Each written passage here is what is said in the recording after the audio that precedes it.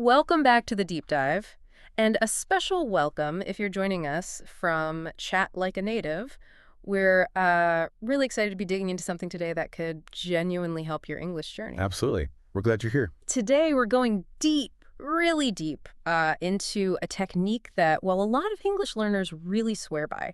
People who've, hit that intermediate wall, or even advanced learners looking to refine things. Hmm. It's all about mastering the flow, the rhythm, basically the sound of native speech. So if you've ever felt that, frustration where you understand English fine in your head. Yeah, that gap. Exactly. Yeah. But actually speaking it naturally, spontaneously, or maybe you just want to sound a bit less, I don't know, textbooky. Right, more authentic. Then, yeah, this deep dive is definitely for you. Indeed. We're going to unpack exactly what this technique, it's called shadowing, Yeah. what it actually involves, and importantly, how it's different from maybe other methods you've tried. And we'll really get into the why behind it.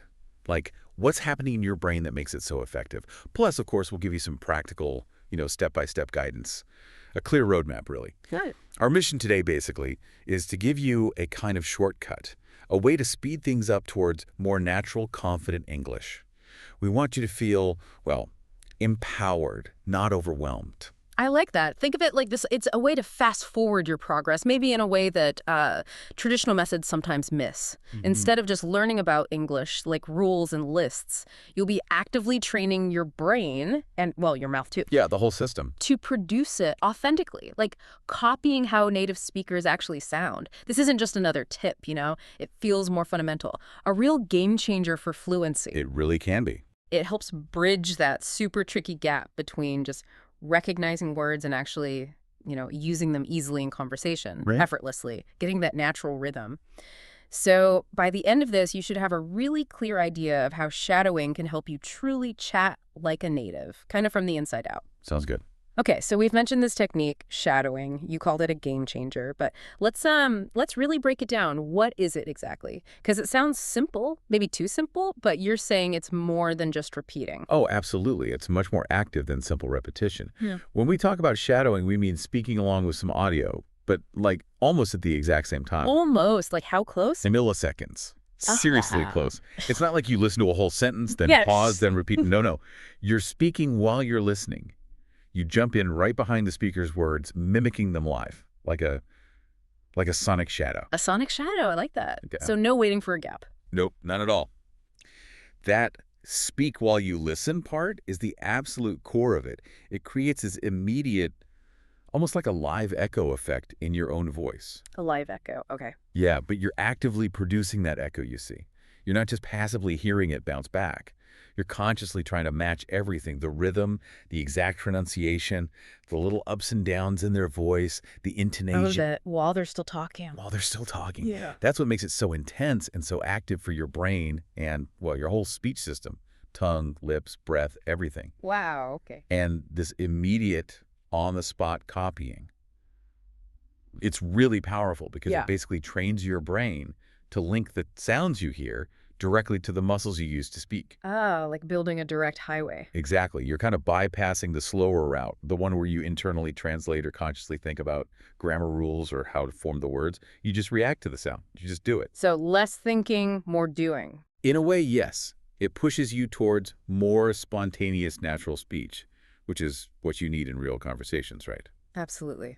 Okay, so if shadowing is this unique live echo, this sort of immediate mimicry, how is it different from other things learners do? Like, what about the classic listen and repeat? Everyone does that. Right. And listen and repeat is useful, definitely has its place. But the key difference is the pause. The pause. Yeah. With a listen and repeat, you hear a chunk, the audio stops, then you repeat. That pause gives you time to process, to think about the meaning, maybe analyze the grammar a bit, and then say it. Okay, yeah, that makes sense. It feels safer, that pause. It does feel safer. It gives you that mental space. Yeah. But shadowing takes that safety net away, which is kind of the point. Right. Okay, what about other techniques like chorusing? I've heard that term. Yeah, chorusing is more like speaking along simultaneously, but usually in a group, like in a classroom. The focus there is more on everyone keeping the same general rhythm together. Like singing in a choir. Exactly like singing in a choir. Blending in is key. It's less about each individual perfectly mimicking every tiny detail of the original speaker, which is what shadowing demands. Individual accuracy isn't the main goal in chorusing. Gotcha. And tracking, that sounds different too, involves reading, right? Right. Tracking is speaking along with the audio, but you're also following a written transcript at the same time. Okay, so eyes, ears, and mouth all working together. Precisely. The main goal there is really nailing the accuracy and making that solid connection between the written words you see and the sounds you're hearing and making. It's great for figuring out how spelling relates to sound in English, which, let's be honest, can be tricky. Understatement of the year. Okay, so listen and repeat has the pause. Chorusing is about group rhythm. Tracking adds the text. What makes shadowing, with no pause and often no text, so uniquely powerful? Why is taking away those aids actually better in this case? It's that real-time lockstep nature. That's the magic ingredient. The lack of a pause, forcing you into immediate solo replication. It triggers something different in the brain. How so? Well, there's simply no time to translate in your head. Zero time to meticulously plan what your mouth needs to do, or overthink the grammar, or search for the right word. You're forced to just follow, replicate, rely purely on what you're hearing, and let your mouth respond. Wow, okay, so you're totally immersed in the sound. Completely. The sound, the rhythm, the intonation, the pace, and you have to produce it now. It overrides that analytical part of your brain, the part that slows you down. This direct, on-the-fly imitation is what pushes you towards making language production feel more automatic, more intuitive. That's fascinating. As you were describing that live echo, I had this thought. It's almost like learning music, isn't it? Go on. Like if you want to learn a guitar solo, you don't just listen to it once, pause, and try to play it note perfect from memory, right? You probably play along with the recording, trying to match the timing, the feel, the little bends in the notes as it's happening. That's a brilliant analogy. Absolutely brilliant. Is that the kind of thing we're talking about? This immediate physical mimicry? You're learning it in your muscles, not just your head. You're learning the whole melody and rhythm, not just isolated notes. That captures it perfectly. Yeah. Learning through doing, through immediate imitation, not just analyzing it. And this brings us to the really cool part. Why does forcing yourself to speak almost simultaneously make such a huge difference? Not just for your speaking, but maybe counterintuitively for your listening skills too? Yeah, that's the bit that makes you pause, right? We're always told, listen more, listen better. But you're saying speaking while listening actually sharpens your ear. How does that work? It works because of the intense focus it demands from your hearing. When you're trying to shadow in real time, your brain isn't just passively soaking up sound. It's actively, like, hunting. Hunting. Yeah, hunting for individual sounds that might otherwise just blur together in fast speech. You start to really hear the edges between words, Things that normally sound like one mushy phrase suddenly become clearer because you're trying to say them distinctly. Like, did you eat becoming did you eat? You have to figure that out to say it. Exactly. Or ice cream versus ice cream. Tiny differences matter when you're echoing instantly. And critically, you start picking up on the natural intonation patterns, the melody of English, the stresses that signal meaning. Your brain is decoding the speaker's tone, their emphasis, while getting your own mouth ready to copy it. So it's like your mouth is actually training your ear. By trying to make the sounds, your brain gets better at hearing them. Precisely that. And this leads to a huge breakthrough for many learners. Hearing English in clearer chunks. Chunks. Yeah, think about how native speakers squish words together, like going to becomes gonna, want to is wanna, should have. Sound like shoulda. That's natural connected speech. Right, and it can be really hard to follow sometimes. Totally. But when you're shadowing, you're actively trying to reproduce that squishing, that blending. And in doing that, your brain starts to recognize those fused chunks like gonna or wanna as single units. Ah, so you stop trying to hear going and to separately. Exactly. You start hearing the chunk as it's actually spoken. This massively improves your ability to understand natural fast speech because you're recognizing the real building blocks people use, not just the dictionary words. It helps decode that stream of sound. That makes so much sense. It's like learning the actual musical phrases, not just individual notes. Okay, so better listening, definitely. What about our actual pronunciation and rhythm? Getting that natural sound is a huge goal for people wanting to chat like a native. Oh, this is probably one of shadowing's biggest wins. Because you're forced to keep pace, you're not just mimicking single words in isolation. You're internalizing the whole melody of English. The melody, I like that. Yeah, it covers everything, getting individual sounds right, like the sound, but also the stress within words. Is it record or record? Good point. Depends if it's the noun or the verb. Exactly. And even bigger, the stress and rhythm across whole sentences. Where do you pause slightly? Which words get emphasized? They carry so much meaning. And you're naturally absorbing the typical speaking speed. It's like physical training for your mouth. Physical training. Yeah, the constant mimicry integrates the correct muscle movements, how your tongue hits the roof of your mouth, how your lips shape the vowels, how your breath flows. Over time, these movements feel more natural, less awkward, more automatic. You're literally building muscle memory for English sounds. It really does sound like that dancing analogy again. You watch the dancer, you mirror them immediately, you try to get the flow, the rhythm, the little movements right then and there. Your body learns it directly. It's a very similar process, learning through that immediate physical imitation. And that brings us straight to another massive benefit, boosting fluency and cutting down on hesitation. Hesitation, the killer of conversations. That moment when you know what to say, but your mouth just freezes. Exactly, that awkward silence. Yeah. Shadowing tackles that head on. Because you are forced to speak continuously, no stopping, no pausing to think, it directly breaks down that habit of hesitating. How? Just by forcing you to keep talking. Pretty much. It trains your brain to process and produce language in real time. It encourages you to, well, think while you speak, instead of that careful step-by-step planning that causes pauses. This continuous flow makes your speech much, much smoother. You're building automaticity. And that automaticity, that feeling of things just flowing out, that must be huge for confidence, right? For actually feeling like you can handle a real conversation. Absolutely huge. Yeah. Which leads right into enhanced confidence and output.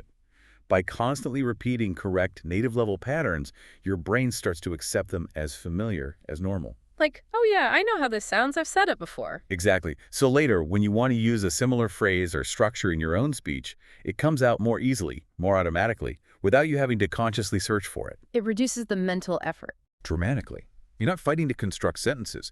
You're drawing on patterns you've already practiced physically.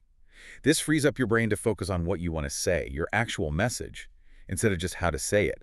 You move from that conscious struggle to a more subconscious flow. Okay, I'm sold. This sounds incredibly effective, especially for intermediate folks stuck in like understanding but not speaking rut. So the why is clear. Now, the crucial part, the how. If someone's listening now and thinking, okay, I want to try this, where do they start? Choosing the right audio seems pretty important. Oh, it's critical. Get the material wrong, and you'll either be bored or completely overwhelmed. The key principle here is something called I+1. I+1, like input plus one. Exactly. It means choosing content that's just slightly above your current level. You should understand most of it, maybe 70–80% on the first listen. But there should still be enough new words or tricky structures or faster bits to challenge you. So not too easy, not too hard, like Goldilocks. Precisely. If it's too easy, you won't learn much. If it's way too hard, you'll just get frustrated and give up.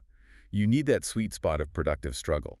You grasp the main idea, but you're definitely being pushed a bit. Okay, makes sense. So for an intermediate learner, what kind of stuff fits that description? Any specific suggestions? Yeah, definitely. Short dialogues are often a great place to start. They usually have clearer speech, common phrases, and they're not too long. Like from a textbook or a language app. Exactly. News clips can work too, but maybe stick to simpler stories, not complex political stuff right away. Look for clear speakers. And honestly, podcasts. Segments from podcasts like this one, Chat Like a Native, can be ideal because the pace is conversational, but usually quite clear. Good plug. Well, it's true. Even songs can work. If the lyrics are clear and the pace isn't insane, the rhythm in songs can actually make shadowing easier sometimes. The main thing is don't be afraid to experiment and, crucially, vary the material. Mix it up over time. Different topics, different accents, different speeds. Keeps it fresh, keeps you challenged. Okay, great tips. So let's say I found my perfect I+1 audio clip. What's the actual process? Walk me through the basic shadowing cycle. Right, it's basically a three-step loop you repeat. Step 1, listen first. Simple as that. Play the clip all the way through once, just listening. Don't try to shadow yet. The goal is just to get the general feel, the rhythm, the topic, the overall flow. Basic comprehension. Okay, just tune in, like a warm-up. Exactly, get the context. Then, step 2, start shadowing. Play the clip again. This time, jump right in. Start speaking along almost immediately, like that live echo we talked about. Right behind the speaker. Yep. And the absolute key here, don't stop. Even if you mess up, miss words, feel awkward, just keep going. The main goal in this step is continuous talking, keeping up with the pace and rhythm. Forget perfection for now. Just maintain the flow. Keep the momentum going, even if it's messy. Got it. You got it. You're training responsiveness. Then, step 3. Repeat with focus. Play the same clip again. But this time, you go in with a specific focus.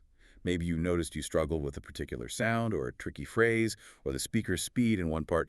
Now's the time to really zoom in on that. Ah, so refining things. Exactly. You might repeat this, step 3, multiple times. One pass focusing on pronunciation, another on intonation, another on linking sounds together. You're layering on the accuracy over the initial fluency attempt. That sounds like a really solid progressive approach. Now, what about tracking? You mentioned using a transcript. Where does that fit in? Good question. Tracking is an optional but often very powerful addition. It means you shadow while also reading the transcript of the audio at the same time. So hearing it, saying it, and seeing it all at once. Bingo. You can add tracking into step 2 or step 3 once you feel a bit comfortable just shadowing by ear first. And does that really help? Seeing the words? Oh, massively. Studies actually show learners improve fluency and comprehension more when they combine shadowing with tracking compared to just shadowing alone. Why is that? The visual anchor of the text is really strong. It helps you clearly connect the sounds you hear to the words they represent. It clarifies those blurry word boundaries, helps you understand contractions visually, like seeing "I'd" written out helps you process the sound. Yep. It just makes everything more concrete, boosts accuracy alongside fluency, less guesswork. That makes total sense, especially for English spelling. Okay, so we've got the cycle, maybe added tracking. How do we actually stick with this? Consistency is always the hard part, right? Any secrets for sustaining the practice? Consistency is everything. You're building new neural pathways that takes regular reinforcement. So first tip, maybe the most important, vary your materials. Seriously, don't just grind away at the same boring text. Mix it up: songs, movie lines, podcasts, news, and critically, choose stuff you actually like. Enjoyment factor is key. It's huge EE. If you're genuinely interested or entertained by the audio, you're so much more likely to keep doing it. It stops feeling like a chore and starts feeling like fun. Find audio that excites you. Great advice. Makes practice sustainable. What else? Second, practice regularly, but maybe not for super long sessions. Think distributed practice. Short, frequent bursts are often way more effective than one long, exhausting session. Like 10, 15 minutes a few times a day. Exactly. Maybe 10 minutes over coffee, 10 on your commute, 10 before bed. It keeps the pathways active, helps consolidate the learning without burning you out. Consistency beats duration here. Okay, short, frequent, enjoyable sessions. So pulling this together for someone wanting to chat like a native, it's about making this active mimicry a manageable, even fun part of daily life. That's the goal. Make it a habit you look forward to, like a workout for your mouth and ears, but using material you love. That consistent, engaging practice is how you build the fluency, the rhythm, the confidence to really sound natural, moving from just knowing English to truly using it. Okay, so when people start doing this, diving into shadowing, what's the typical reaction? What feedback do learners usually give? Is it always positive, or are there hurdles? It's usually quite positive, actually, once they get over the initial hump. A lot of people describe it as fun, surprisingly. Fun. Really, and useful. They see the connection to improvement quickly. And many say it feels easy once they kind of relax into the rhythm and stop overthinking it. That initial feeling of, whoa, this is weird, I can't keep up, that's normal, but it often fades. Okay, so expect a little weirdness at first, but it gets better. That's good to know. What specific improvements do they notice first? Pronunciation clarity is often a big one pretty quickly. Yeah. Sounds get sharper, intonation gets more natural. Also, a real improvement in understanding fast speech. Their ear gets tuned in better. Because they're practicing producing those fast patterns themselves. Exactly. And the big one, a noticeable boost in speaking confidence. Just feeling more familiar with the flow of native speech makes a huge psychological difference. Oh, and like we said, people find it way more effective with enjoyable content songs, dialects they like. And the transcript thing tracking, does that consistently come up as helpful? Oh, absolutely. People often say it adds so much clarity. It's not a crutch. It's like turning on the lights. It solidifies that sound-to-word connection, especially with tricky spellings or fast blended speech. It just makes everything click better. Boosts listening and speaking together. I remember you mentioning a student who finally heard sarcasm after shadowing with subtitles. That's powerful. It really is. Those subtle layers of meaning start to come through when you're actively trying to replicate the delivery. Okay, so lots of potential upside. But let's be real. What are the common pitfalls? What should people watch out for so they don't get discouraged or waste their time? Good question. Forewarned is forearmed, right? Number one pitfall is definitely overwhelm. Choosing audio that's just way too fast or too complex, especially at the beginning. Yeah, trying to shadow an auctioneer on day one. Bad idea. Exactly. Leads straight to frustration and burnout. Start manageable. Another big one is the environment. Trying to do this with the TV on or lots of background noise, forget it. Need quiet. You really do. You need to clearly hear the source audio and your own voice to compare. Noise makes it impossible to catch the subtleties. Headphones can really help here. Okay. And it sounds mentally tiring, too. It absolutely is, Yeah. which leads to fatigue. Shadowing takes serious concentration. Listening, speaking, processing all at once. It's normal to get tired. So don't push through exhaustion. Please don't. Recognize it. Take breaks. Short sessions are your friend. Pushing too hard just makes you dread the next session. Listen to your brain's limits. And that initial feeling you mentioned, frustration, that can make people quit, too, right? Definitely. Feeling awkward, clumsy, like he's damn silly. It's super common at first. It's crucial to normalize that. Tell yourself it's okay. It's part of learning. Persistence is key because the payoff is genuinely worth pushing through that initial discomfort. Don't let it derail you. Great warnings. So to counteract those pitfalls and really maximize this, any final insider tips, little nuggets of wisdom for making shadowing work brilliantly? Absolutely. Okay, tip one, start small. Seriously small, like 30-second clips, and repeat that same short clip many times until it feels smooth before moving on. Build confidence and muscle memory gradually. Baby steps. Got it. Tip two, motivation through enjoyment. I know we keep saying it, but find audio you love. Songs, movie quotes, interesting talks. If you enjoy it, you'll do it. Intrinsic motivation is everything. Makes total sense. Turn practice into play. Exactly. Tip three, remember this is active spoken input practice. You're not just listening. You are producing sound, engaging your whole speech mechanism. It's a physical act linking ear to mouth. Listening to produce. Powerful framing. Right. Tip four, increase difficulty gradually. As you get better, slowly move to slightly faster, more complex, more authentic material. Native podcasts, maybe snippets of real conversation. Keep stretching, but gently. Okay. And last thing, how do we connect this back to like actual speaking so it's not just an isolated exercise? Excellent point. Tip five, mix shadowing with other tasks. After you shadow a clip about, say, travel, try immediately talking freely about travel for a minute or two. See if any phrases or rhythms you just practiced come out naturally. Activating it. Exactly. Record yourself, do that free talk. Compared to the original, maybe, it helps you track progress and actively integrate what you're learning. This really answers that question of how do I know if I'm doing it right, and helps you stick with it by seeing the results in your own speech. Fantastic practical advice. Okay, so as we wrap up this deep dive, it's really clear that shadowing isn't just, another exercise to add to the list. It feels much more dynamic, high impact, a really efficient way to level up both listening and speaking. I think that's right. It directly builds your ear for the subtleties, the rhythm, the nuances of native English. It trains your mouth, the muscles, for more natural, effortless pronunciation and intonation. And crucially, it syncs up your brain's processing and production, making that link faster, more automatic, leading to speech that's just more natural, more confident, less hesitant.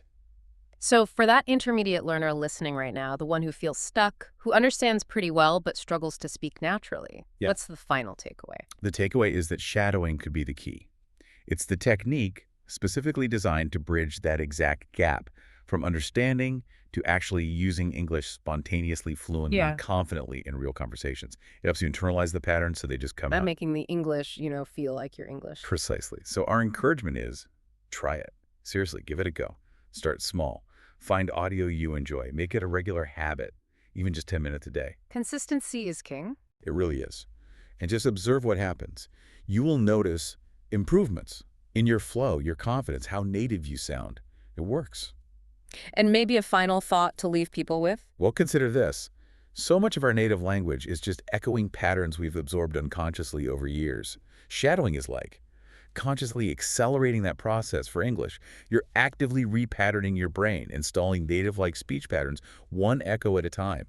So the question is, what new patterns are you ready to internalize to make your English truly sound like you? It's a powerful thought indeed. Thank you so much for diving deep into shadowing with us today. And thank you all for listening. Keep practicing, keep learning, and we'll see you on the next deep dive.